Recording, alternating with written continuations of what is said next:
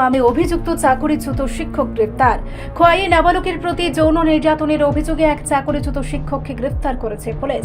সোমবার সকালে রামচন্দ্রঘাট থেকে খোয়াই আসার পথে অভিযুক্তকে আটক করা হয়। বর্তমানে তিনি পুলিশের হেফাজতে রয়েছেন। অভিযুক্তের নাম গণধর দুলাল শীল, বয়স 52 বছর। তার বাড়ি রামচন্দ্রঘাট এলাকায়।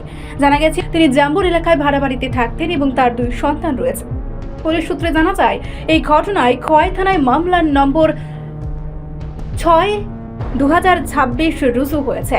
অভিযোগটি পক্সো আইনের ধারায় 4-এর অধীনে নথিভুক্ত করা হয়েছে। একসময়ে সমাজের শিক্ষার মেরুদণ্ড হিসেবে পরিচিত এই শিক্ষকের বিরুদ্ধে ওঠা গুরুতর অভিযোগে এলাকা জুড়ে তীব্র নিন্দা ও ক্ষোভের সৃষ্টি হয়েছে। আইন অনুযায়ী অভিযোগ প্রমাণিত হলে অভিযুক্তের কমপক্ষে 20 বছরের কারাদণ্ড থেকে শুরু করে সর্বোচ্চ যাবজ্জীবন কারাদণ্ড হতে পারে। পুলিশ ঘটনার তদন্তে নেমেছে এবং প্রয়োজনীয় আইনানুগ পদক্ষেপ গ্রহণ করা হচ্ছে। আমরা একজন একিউজকে অ্যারেস্ট করেছি, যার নাম দুলাল শীল। ও একটা পক্সো একটা ইনভলভ ছিল। গত 13 তারিখে একটা মামলা হয়েছিল, একটা নাবালক খোয়াইরে একটা নাবালক ছেলের উপরে আর কি, যেটা হয়েছিল, একটা সেক্সুয়াল অ্যাসল্ট হয়েছিল। অ্যাকর্ডিংলি সে এতদিন পলাতক ছিল, ওই লোকটা দুলাল শীল। লোকটাকে আজকে আমরা অ্যারেস্ট করেছি। অলরেডি এর এগেনস্টে মামলা হয়েছে।